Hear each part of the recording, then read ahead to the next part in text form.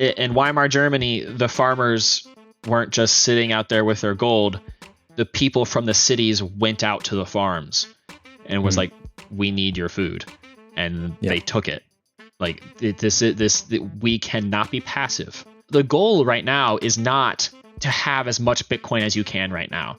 The goal is to make it out the other side with as much Bitcoin as you can. We're in a war. We're in a financial war right now. Welcome to the Business Bitcoinization Show, the show dedicated to helping you enrich your life and grow your business with Bitcoin, the hardest money on planet Earth. I'm your host, Josh Friedemann, and our guest today is Wesley Schlemmer, who's the executive director and co-founder of Bitcoin Bay. Born and raised in Florida, his goal is to put Tampa Bay on a Bitcoin standard.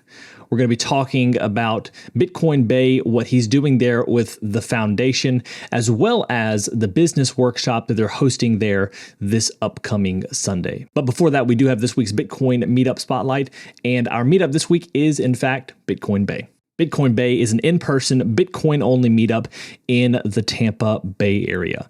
Their focuses are community, prosperity, and resilience.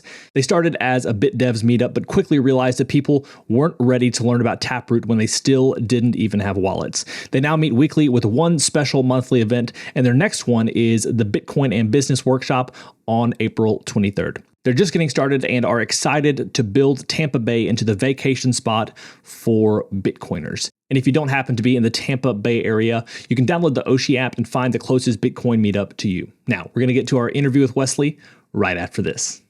There are dozens of places where you can buy Bitcoin. So where do you go? Well, since the beginning, I've gone to Swan. Swan Bitcoin offers ways for you to make instant buys or to dollar cost average into Bitcoin. And if you're looking to purchase $100,000 or more over time, Swan Private gives you a one-on-one rep who can help you navigate any questions you might have. Maybe you're a business owner looking to give your employees a consistent Bitcoin bonus. If so, Swan's Bitcoin Benefit Plan is your answer. In fact, I can't think of a lot of good reasons not to at least check out Swan. So, to get started, go to swan.com/bizbit. And if you're on the fence about Bitcoin, just trying to learn more, you can download your free copy of Inventing Bitcoin from Swan. People who don't know about Swan are buying this excellent overview of Bitcoin on Amazon right now. But you know about Swan. So go to swan.com/bizbit. Then there's River Financial. River lets you dollar cost average as well and charges zero fees when you do. But there's something else that makes River stand out to me even more: cash flow.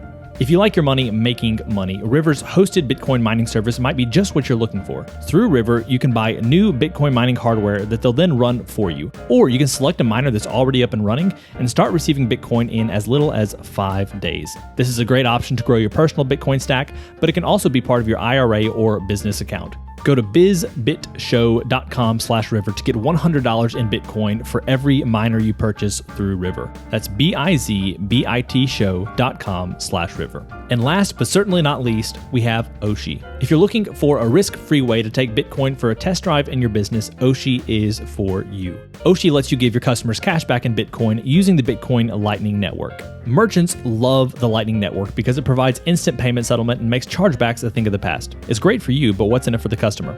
Oshi changes this. With Oshi, you can set up promotions to incentivize customers to pay in Bitcoin. There are zero processing fees, and you only pay the 2.5% platform fee when customers actually make purchases.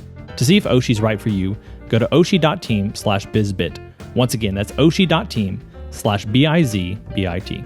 All those links will be down in the show notes. And now, on to today's interview. Wesley, welcome to the podcast.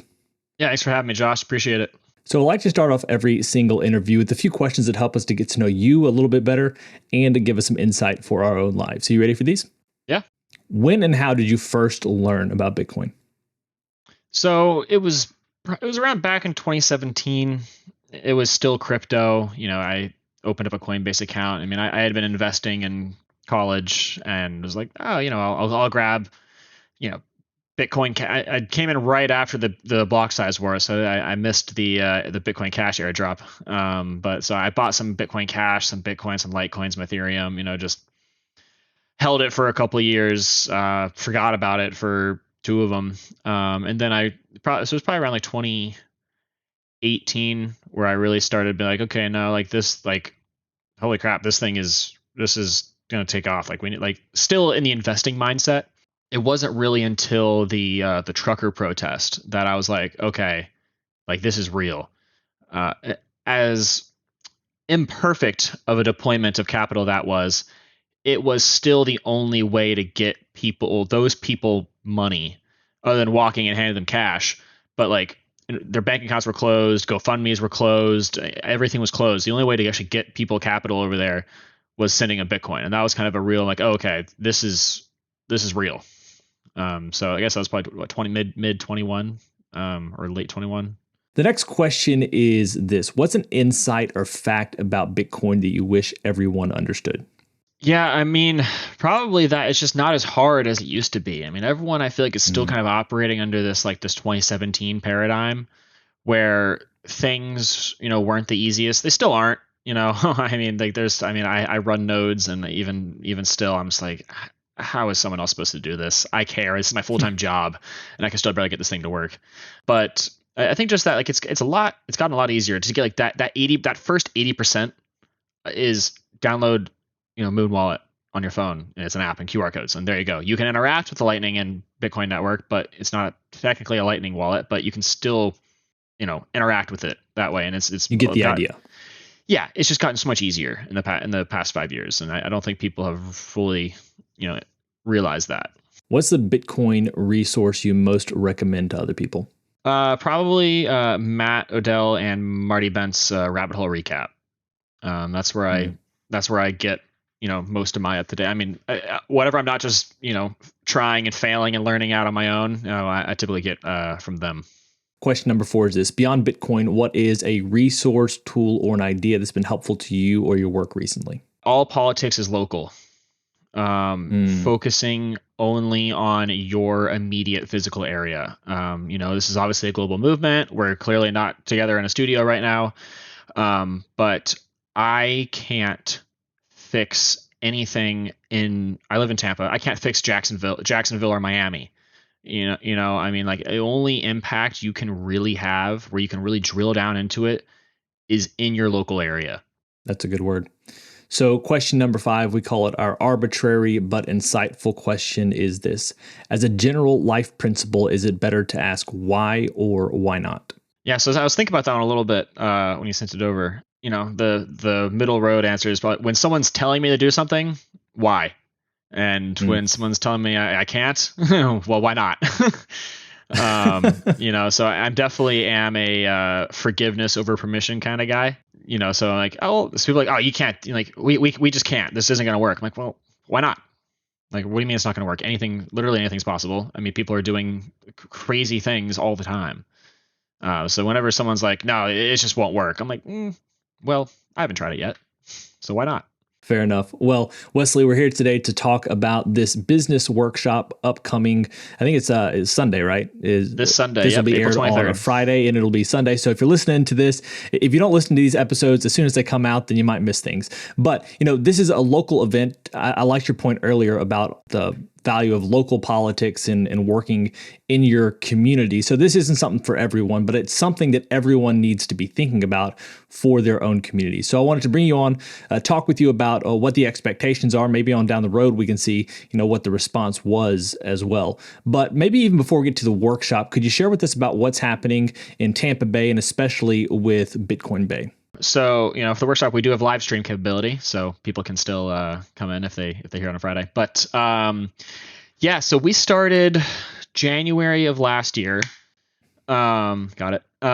And it started as BitDevs. One of our guys, our co-founders, is a Lightning developer, and that's where I met him there, and we became fast friends along with a couple other guys from that meetup. But we very quickly realized that people aren't ready to talk about Taproot or ordinals or any of the most any of the cutting edge stuff, because no one had a wallet, no one had a Bitcoin, or if they did, it was on Coinbase. So we pretty quickly pivoted into those were monthly. So now we meet weekly, and with these extra events like this workshop event, which is only the first one, we're going to be doing these quarterly. We have 5 meetups a month. So we meet every Thursday, 7 or 7:30, depending if it's a social or an educational. And then one weekend a month, we're going to do a business workshop. And then the next month, community service event. Next month, a family event. So we really kind of hit the ground running. This year, especially, we spent, a whole year just educating people on wallets, privacy, nodes, just all of the basic stuff, getting people a solid foundation. And then this year, we really haven't gotten very many new people, people new to Bitcoin. We've gotten a bunch of people new to our meetup who already know their stuff, are already operating in the space, and were looking for action. So we kind of got to the point where, so we were meeting every week, and I'm like, all right, well, I can keep hanging out with all these dudes every Thursday, but nothing's happening. So that's where I got the idea for the Bitcoin Bay Foundation. So we want to be like a nonprofit organization focused on education and community outreach.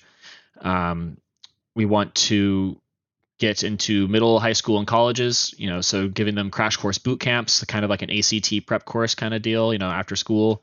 The colleges do like coding camps. That way we're really just starting to churn out every year a new crop of Bitcoiners. And what that does also is they come to our meetups. And now we have an increasing network in the area of Bitcoin consumers. And when you have a network of consumers, supply starts going towards that demand. Like, okay, well, how can we start catering to these people? Ultimately, I've kind of realized that the best way to get people to do things you want is to just bribe them. So we're making money from, consulting or coaching or these boot camps. Go to a high school. Here's $200 in Bitcoin to start a Bitcoin club. Here's our standards that we've been using at other schools. Here's the first 8 weeks of stuff that you guys can do, and then we get enough of those. We have 20 schools around that have this now. Now we can do. We have the Tampa Bay Lightning here. Like, oh, it's Lightning at the Lightning night. It's the Bitcoin Bay school night. So it's, we've got a lot of plans. So I'm very excited. This business workshop really is just the start of what we're trying to do here. What does the organization look like right now, the foundation? How many people are working, whether it's like full-time, part-time? What does it look like so far? Because it sounds like you have big plans. You're already doing a lot.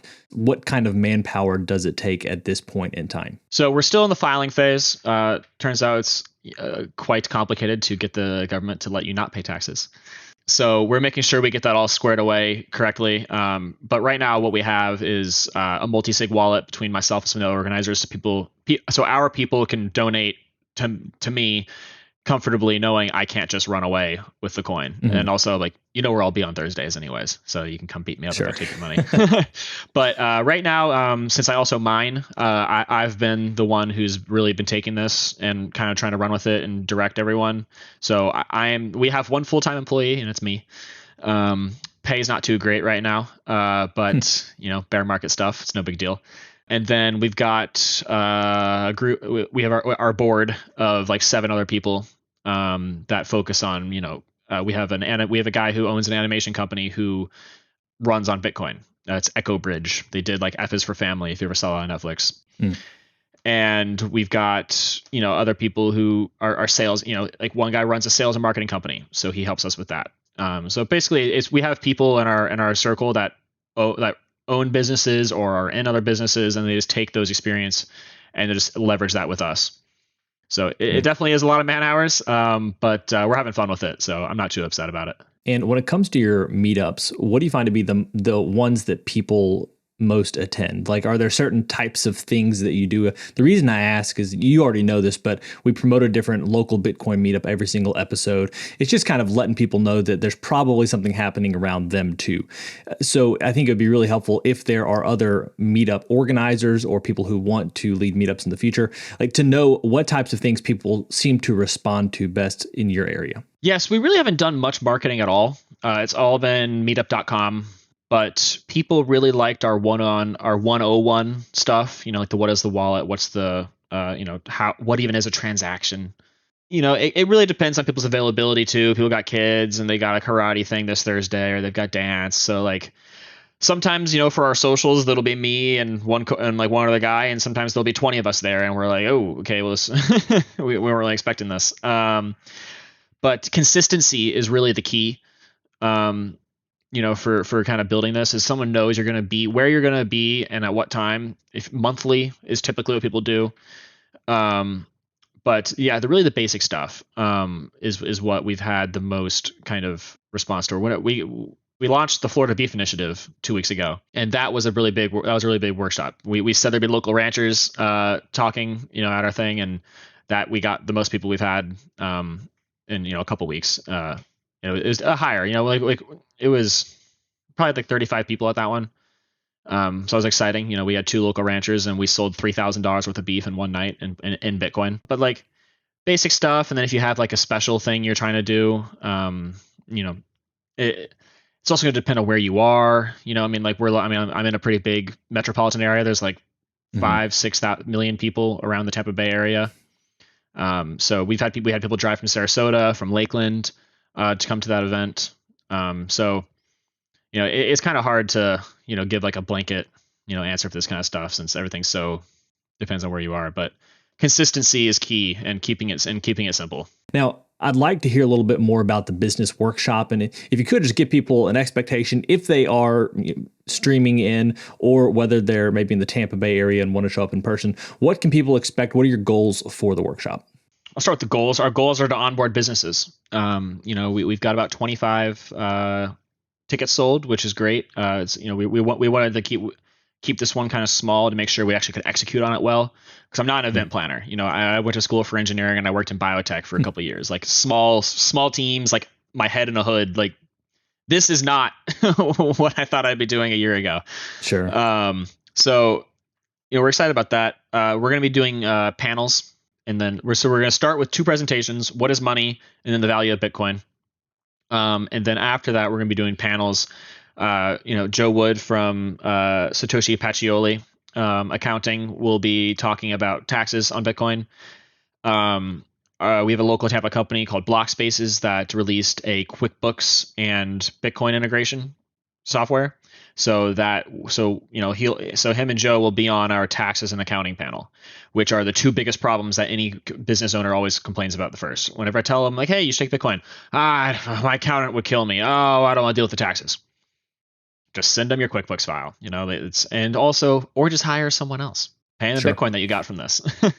But he's been my best friend for 15 years. I'm like, okay, well, whatever. Then we're gonna have an industry panel with Unchained. Trey Sellers is going to be coming down for that to talk about custody solutions, because a lot of people are like, oh, well, I have to hold my own money. I'm like, yeah. It's funny how it seems like a headache at first, and that's really like the value of Bitcoin, but it is extra responsibility people aren't used to. Right. And it's not going to run away. Like my seed signer sits right here. Yep. It doesn't go anywhere. But so we're having business owners that already operate on Bitcoin to talk about the challenges they faced, the things that weren't as bad as they thought, the feedback they've gotten, just so that way they can show kind of like a real situation of operating on Bitcoin Standard. And then we're gonna be doing Q&As before lunch, and then at the end. And then if people want to stick around after all of our panels are done, we're gonna be doing a workshop with we're gonna have some people from our meetup there to help any business owners get their wallet set up. If they want to, we'll send some moon bucks around, just like a couple sats here and there, just to show people like, hey, you can move 1/100th of a freaking penny instantly for free. Yeah. And so it's well, and also the last thing that they complain about is, well, no one uses the dang coin. So that's where it kind of goes back to the education that we're trying to start, breeding new crops of Bitcoiners. And then also we as Bitcoin Bay are going to be that continuing support. So if you own a restaurant or a bar, we will commit to having our socials at your place. If there's 6 bars, we'll cycle through. We're not going to be you're not going to be your biggest revenue stream, but you'll get a couple $100 in Bitcoin every couple of weeks. And another thing that people complain about is like, well, I have to sell Bitcoin to make my cash payments. I'm like, we're not going to be 100% of your revenue stream. We're going to be a very small portion of it right now. While you're getting started, it's going to be fairly negligible. Well, I mean, maybe not. Sometimes whenever we have our socials at a place, there'll be 15 of us in there, and no one else will be in there. So like that day or those 3 hours, we were most of their money. But over a week, it's probably only going to be like 1 to 5% of their cash flows. Mm-hmm. And so if you have the margins in order to, keep half of that even, it actually kind of empowers you that since we are such a small portion of your cash flows, that you don't have to sell that. You can actually hold that because it's not going to take away from anything else. You're not like, well, I have these bills to make, and I know some people have really thin margins, like restaurants especially. But that's kind of been another thing, is like, who uses it, and it's like, well, we will. Well, and I think back to it, it's like, if you have really thin margins in your business, then cutting out credit card fees is important. Like that's a helpful amount of money to boost your profits. And so I feel like especially if people have an issue with the margins, it's like, well, then Bitcoin really is for you, because right now you're getting a decent amount of your money scalped by the credit card companies. Yeah. It's like 3 to 5%. And if your margin is 3%, you just doubled your margins. Congratulations. Exactly. I'm curious to know about, in Tampa Bay, are there certain businesses you've invited or targeted to try to get involved? And targeted sounds, I guess, maybe a little negative, but like people that you can look at in Tampa Bay and say, hey, if they come, they're like a leader in their industry or in the restaurant scene. If they come, they're going to get people thinking a little bit more seriously about this. Is there anyone like that? Or this first time it's just like, hey, anyone who's interested and kind of on the cusp, come on? So yes to both. There are some level 2 businesses that we do want. Like we have a restaurant group here that on one strip, it's like the main bar and restaurant area outside of downtown, and they own like 7 restaurants of the like 14. So if we can get them on there, then yeah, that's going to be huge. There's another like warehouse building, old, like I think it was a trolley storage facility, and there's like probably a dozen businesses in that facility. So we want to, it's a place where you can get a chunk at once that we do want to eventually expand to, but we got to level up. You can't go after the big boss when you're just getting started out. So right now we have been targeting small and medium-sized businesses because those business owners have the flexibility and the agency to implement stuff like this. I love the vision here. If people are interested who are listening to this, you said there's an opportunity to watch the stream. How can people do that? Is it straight from the event webpage, or are you using a different platform? Yeah, so we're on Eventbrite, but you can go to our website, bitcoinbay.live, and it'll take you to the registration right there. And if you use promo code BAY20, it gives you 20% off. All proceeds are going towards, funding Bitcoin Bay. Eventually it'll be going to paying me so I can actually pay my bills. But at the moment it's marketing and buying Bitcoin accepted here stickers that we can give to the business owners. Just trying to make things easy for them. Like, hey, here's your kit. You want to do it? Fantastic. Love to hear it. Thank you. Put this sticker on your door. Here's an old Android tablet that has Breeze or some POS on it, so these things cost money, and I've spent a lot of my time and money on this. I know some Bitcoiners don't like it whenever you make money on things, but I don't really know why we're so anti-profit. Bitcoinization has costs because we have to build new things. My guess is that there are a lot of people that still have PTSD from a bunch of people who use the guise of Bitcoin to then scam people into other things or bring them along into other areas. That's my guess.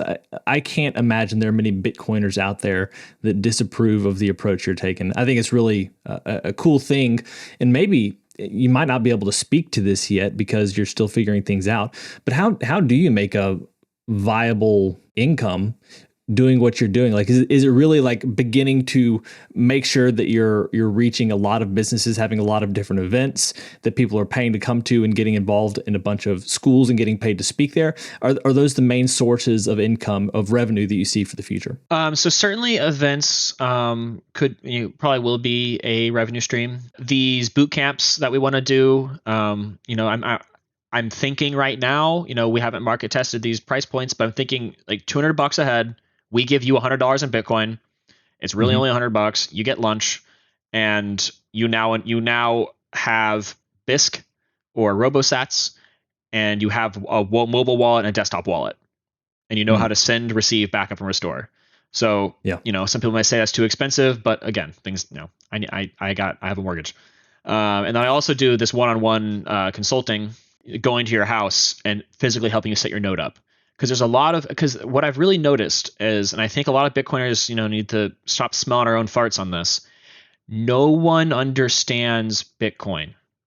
No one knows what a node is.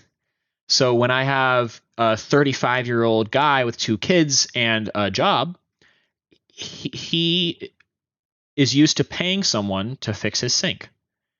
He's going to pay someone to come set up his node. Here's your wallet. Here's your seed. Never show this to someone else. I would make a new one since I just made this for you. But, this is what it looks like. Don't take pictures of it. Don't put it on your computer. Don't put it on the internet. Write it down. Put it in your safe. So that's kind of where I see, and I've already started doing some online consulting stuff. I did one with like a guy in Czech Republic, and it was a great use case because the first thing I did was teach him how to buy Bitcoin. And then we did that on BISC, and then he sent it to me at the end of the session. So lots of revenue streams, donations. I mean, we got sponsored for this event, which blew me out. I'm beyond grateful to our sponsors. I had no idea that people would want to do this, but I'm sure they see an ROI in it. If they can have a bunch of businesses that come to us, they're obviously they're Bitcoin interested, and as a Bitcoin business, that's who you're trying to market to. So I'm sure they're trying to make money on this too. But that's kind of the thing here is I think we can all make a lot of money by creating this business network, in generating Bitcoin movement in our area, keeping the coin in my area for this. That helps me because my bags are now worth more because one, I can use it as a medium of exchange, not just as a store of value. Really am trying to break the HODL mentality. I struck a nerve on the Simply Bitcoin podcast I was on this morning.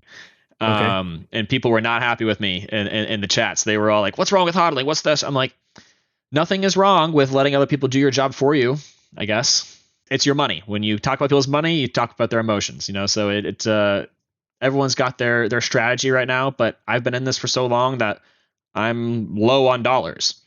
I need to spend my coin. And if you're spending dollars instead of your coin and then replacing it, like you're still if you spent dollars, you can't buy Bitcoin with those dollars. So you essentially spent your Bitcoin. That's your purchasing power still. So it's just trying to get a more active community of people, because if businesses don't have people who are going to pay them in Bitcoin, why would they spend $300 on a point of sale service and then 3 hours on teaching their employees how to use it? The thing that's good to pause on is to recognize that Bitcoin is creating a bunch of savers, which is not what we've had in the United States for a long time. Right. So if that's the problem we're dealing with, that's a good problem to have. But yeah, at some point, the idea is we need to be spending our money for things like lower your time preference. Don't buy things you don't need. But I think investing in a better future, which Bitcoin enables, and therefore maybe you need to pay someone to help you get your Bitcoin infrastructure set up. That makes a lot of sense because you're building for the future. So I see no issue with it, but I think it is kind of neat to think that this HODL mentality has created hopefully a generation, or at least a fraction of a generation of people who really care about saving. Yeah, and that's the thing is like this is my life savings now that I have, like that people are like, I have it in my hands. Like I'm not giving this to someone else. Mm-hmm. And you're like, well, yes, while you're getting started, if you're just getting your first 100 or 1,000 or a couple $1,000s worth of Bitcoin, and you still have a bank account full of dollars, put more in your stack. But also, I get not taking out that little bit, but like as a Bitcoiner, in part of your journey there's going to be like that weight shift of, okay, well, most of my money isn't in dollars anymore, or wherever your currency is. It's actually in Bitcoin. Because if I am a Bitcoiner and I do believe that this is the money of the future, most 80%, it's going to depend on everyone's, not financial advice, and everyone's different.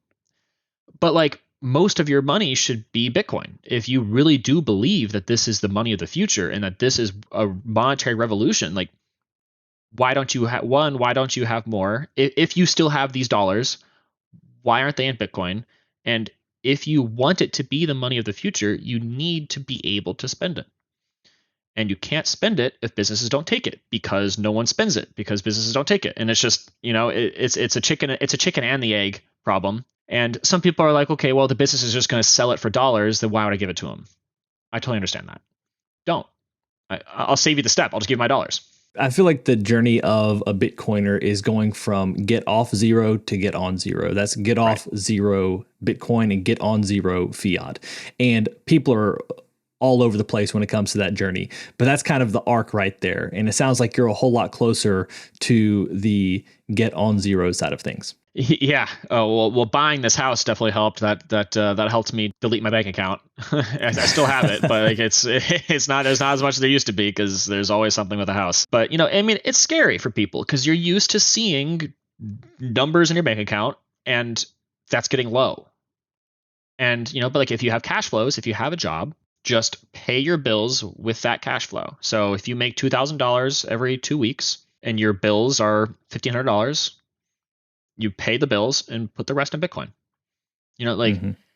That's one of the things with this. Like, oh yeah, no, it's not convenient. I mean, I'm also trying to break the the 5-second DCA as well. I mean, like, there's no need to be buying 50 cents worth of Bitcoin every 5 seconds. Sure. Like through a KYC exchange, you're like, the tax burden of that is going to be insane, because I did a $10 DCA with Swan for a while, all the way up to 60 and then all the way down, so I've been harvesting lots of losses. But whenever I'm trying to calculate that now, because I have this KYC burden, I now have to go in and be like, okay, $10, $10. I have to try and batch all of these things and smush them up, and like, all right, this was this 0.1 that I spent on some seed signers. Like services like BISC and RoboSats exist for a reason. Oh, the liquidity is not good. That's because people are using the more convenient options of the KYC Strike or Cash App or Swan.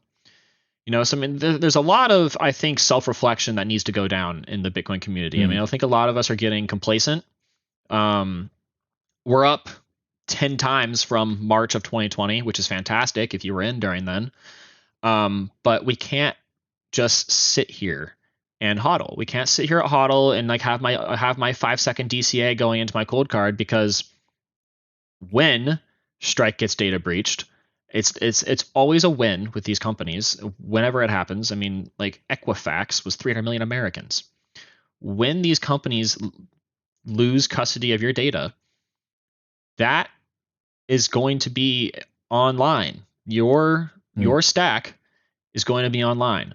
Oh yeah, well, I coin joined it. Like, okay, like, the people still know that you bought it, or they, the government knows you took out $10,000 from the bank. They don't know what you did with it, but they know it's out.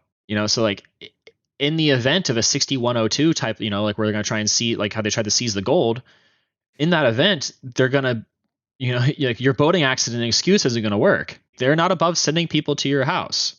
I know that you bought 1 Bitcoin over the past 4 years.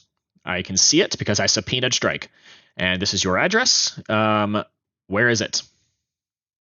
Oh, you spent it all. Okay. Where are the tax records on that? So we are entering the then they fight us stage, and we need to act like it. We need to like shield ourselves. I mean, like, if you have that KYC burden and they come to your house and you have half a coin on a cold card, but you've been stacking for the past year and a half non-KYC, hand them the cold card. Like, you guys got me. Can I at least get some money for this? Here it is. Here's my half a Bitcoin. Man, I'm sad now. And obviously it's going to suck. But the goal right now is not to have as much Bitcoin as you can right now. The goal is to make it out the other side with as much Bitcoin as you can. Like, we're in a war. We're in a financial war right now.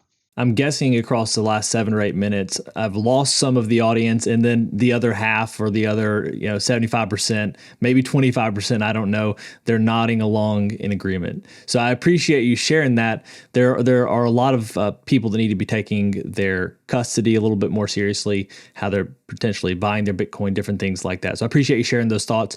Before we finish up, do you have any final thoughts or maybe a final call to action for listeners?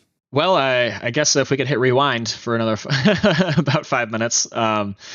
But I mean, like, and I don't like, this is all very personal to people. This is our money. This is our future. Like, and for people who are just getting started, letting perfect be the enemy of the good is not gonna help. So I've been in this for a while. I've been doing these things for a while. This is my full-time job. I'm able to do things people aren't. But there are simple things like switching your KYC DCA to a weekly buy on BISC. That's simple. It requires you to do something. Oh well, like this is a radical self-responsibility movement. When you are your own bank, there are things that didn't exist before that you have to now worry about. There is no forgot my password. Like there is a community that will help you as much as they can, but we got to shape up. I think Bitcoin Twitter has gotten high on its own farts. It's oh, I'm gonna just sit back and hodl my way through the end of the dollar, where it's like, that's not really how these things have worked. In Weimar, Germany, the farmers weren't just sitting out there with their gold. The people from the cities went out to the farms and was like, we need your food, and they took it. Like we cannot be passive right now. The easy years are gone. The easy money and the easy years were the past 5 to 10 years. We have entered an entirely new paradigm over the past 2 years. I mean, shocking to say, COVID changed everything. But things are very much different now. And we need to react to the new paradigm that's at play. So Wesley, if people have enjoyed what they've heard today, whether it's the business workshop or it's like, hey, I need to be taking things a little bit more seriously, where would you like for them to go to find out more about you and the work you're doing? Bitcoin Bay is probably the best place. BitcoinBay.live is our website. You can follow me on Twitter at Bitcoin Bay TPA. That's for Tampa. But it's more of this. I understand that I come across a bit too direct sometimes. But I think it's my engineer brain that I have to call it like I see it at this point. It's going to make people mad. It already has. But turns out rage is great for engagement. There you go. Well, Wesley, I appreciate your time. Thank you so much. It's been a pleasure. Yeah, thank you, Josh. Talk to you soon. Well, friends, it's a wrap. Thanks so much for listening to this episode of the Business Bitcoinization Show. If you want to reach out to either me or Wesley, you can find our links down in the show notes. And if you're interested in accepting Bitcoin in your business, check out the Bitcoin Bay event. As always, keep building, keep growing, and until next time, keep living and leading well.